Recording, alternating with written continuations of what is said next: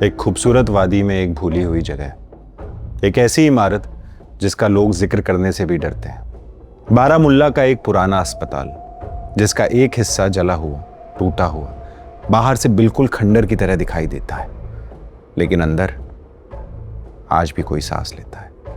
कुछ जगह सिर्फ इतिहास का हिस्सा नहीं होती, वो बदले का घर होती हैं। उनकी दीवारें उन यादों के राज दबाए होती हैं जिन्हें मैं आपके सामने ला रहा हूं। कैसी यादें जो आग में चीख चीख कर भी कभी खत्म नहीं हुई।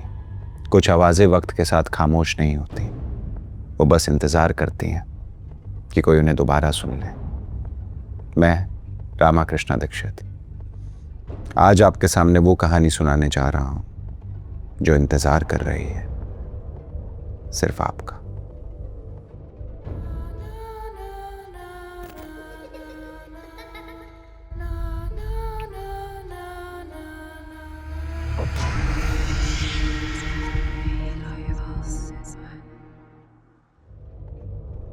बारामुल्ला के इस हॉस्पिटल की मिट्टी में सिर्फ धुआं नहीं बसा, यहाँ वो लोग बसाए गए हैं जिनके दर्द को दवा देने के नाम पे और गहरा कर दिया गया।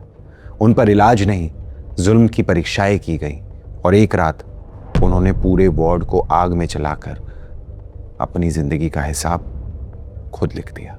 कहते हैं उस रात के बाद ये वार्ड कभी बंद नहीं हुआ।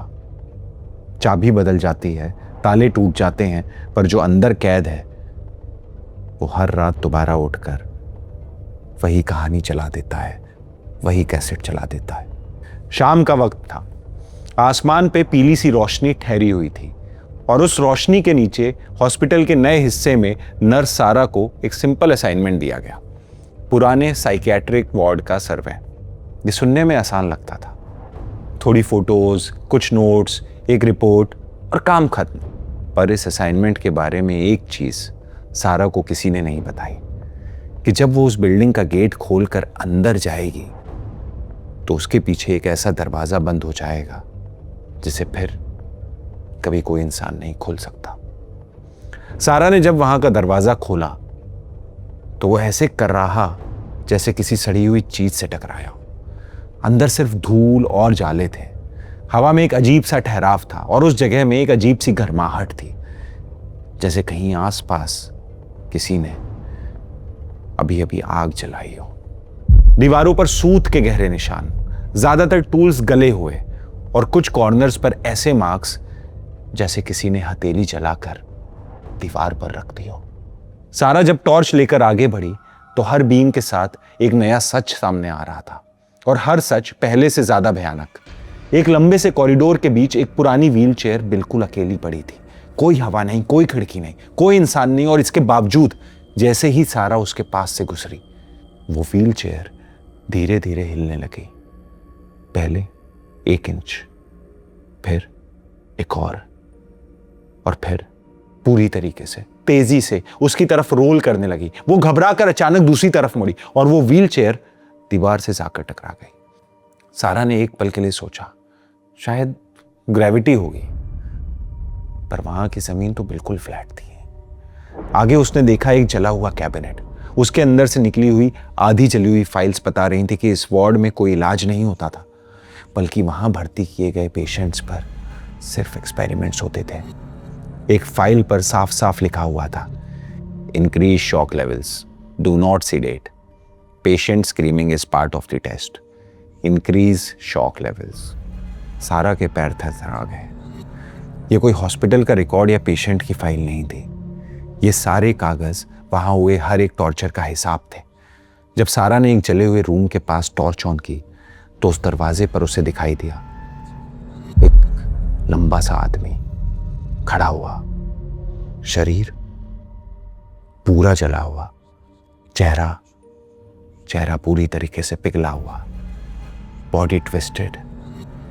एक सेकंड के लिए उसने सीधा सारा की तरफ देखा और अगले पल जैसे हवा में गुल हो गया हो। सारा के पैर कांपने लगे। जो उसने देखा उसे वो समझ चुकी थी कि वो बिल्डिंग खाली नहीं थी। सारा ओटी रूम में घुस गई। रूम का आधा हिस्सा जलकर राख हो चुका था और आधा ऐसे साफ था जैसे किसी ने उसे छुआ भी ना हो। एक पुराना कोट लटक रहा था और उस पे लिखा था नाम बिल्कुल क्लियर, डॉक्टर खुराना। और फिर अचानक से आई एक आवाज, जैसे कोई सर्जिकल टूल जमीन पर गिर गया हो। सारा ने पलट कर देखा और उस कमरे के कोने में उसे उस डॉक्टर की परछाई दिखाई दी। आंखें उसकी लाल, कपड़े जले हुए, हाथ में एक पुराना स्कैल्पेल। लेकिन इससे भी ज्यादा खौफनाक बात थी उसका सारा की तरफ आगे बढ़ना, चलते हुए नहीं, जमीन पर रेंगते हुए। सारा के पैर थरथरा गए। अचानक टेम्परेचर बढ़ने लगा, टॉर्च की लाइट लाल चमकने लगी और दीवारों पर जैसे आग की लपटें निकलने लगी, जैसे कोई आग उस जगह पर दोबारा जल उठी हो। और उस समय सारा को एहसास हो चुका था कि हॉस्पिटल एक बार फिर से वो रात जी रहा था, जिस रात वार्ड को पेशेंट्स ने आग लगा दी थी। चीखें, पैरों के निशान, दरवाजे पे भारी दस्तक और फिर जैसे हजारों आवाजें एक साथ। तुम देखोगी वार्ड का सच, तुम देखोगी वार्ड का सच। सारा वहां से भागते हुए एक बड़े हॉल में घुस गई।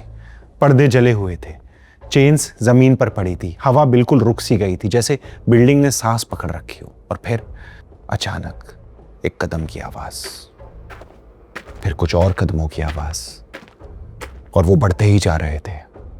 लेकिन सारा कुछ देख नहीं पा रही थी, वहां अंधेरा था।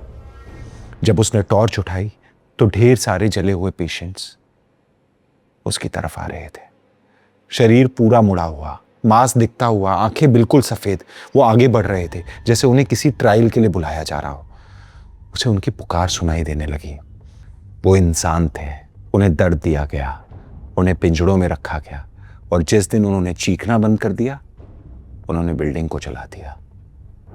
उस रात आग ने डॉक्टर्स को भी नहीं छोड़ा, और ना ही उन पेशेंट्स को जिन्होंने जुल्म सह कर भी सांस ली। उनकी चीख उस रात बंद हो गई, पर उनकी रूह नहीं।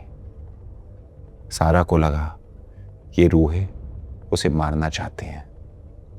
वो वहां से निकलने का रास्ता ढूंढ रही थी, और अचानक पीछे से किसी ने उसे जोर से धक्का दिया, दरवाजे की तरफ। उसने सिर्फ ये सुना, भाग जा, तू हमारी कहानी बाहर लेकर जा और सबको बता। क्या वो साया कभी पेशेंट था? लेकिन आज वो धुआं बनकर हवा में बिखर गया। सारा ने पूरा जोर लगाकर दरवाजा खोला और बिल्डिंग के बाहर जाकर गिर गई। और जब उसे होश आया, सांस तेज और आंखें ऐसी जैसे जो कुछ देखा हो वापस कभी ना भूल पाएगी। सुबह तक रेस्क्यू टीम आ गई। उन्होंने सारा को जमीन पर पड़ा हुआ पाया, कपड़े सड़ी हुई स्मेल से भरे हुए, आंखें बिल्कुल खाली, जैसे उसके अंदर कोई और ही रात चल रही हो। उसने बात करने की कोशिश करी, पर आवाज बिल्कुल खो गई थी, जैसे गले में अभी भी धुआं अटका हो। सारा ने कागज पर सिर्फ 5 अल्फाज लिखे, आग अभी भी जल रही है। उस बिल्डिंग में डिमोलिशन टीम ने दोपहर तक काम शुरू किया, पर जैसे ही उन्होंने पहला हैमर मारा, अंदर से एक इतनी गहरी चीख आई कि सबके हाथ ठंडे पड़ गए। वर्कर्स को खिड़कियों में से कई जले हुए चेहरे उनकी तरफ ताकते हुए दिखे। उस रात पूरे हॉस्पिटल में से एक घिनौनी स्मेल आ रही थी, जले हुए स्किन की, दवा की और बदले की। कहते हैं उस दिन के बाद सारा की परछाई उसके पीछे नहीं चलती, वो कहीं और जाती है, जैसे कोई और उसके पीछे चल रहा हो। पर हॉस्पिटल के अंदर आज भी एक नए नर्स की फुटस्टेप सुनाई देती है, वो नर्स जो बिल्डिंग से कभी बाहर नहीं आई।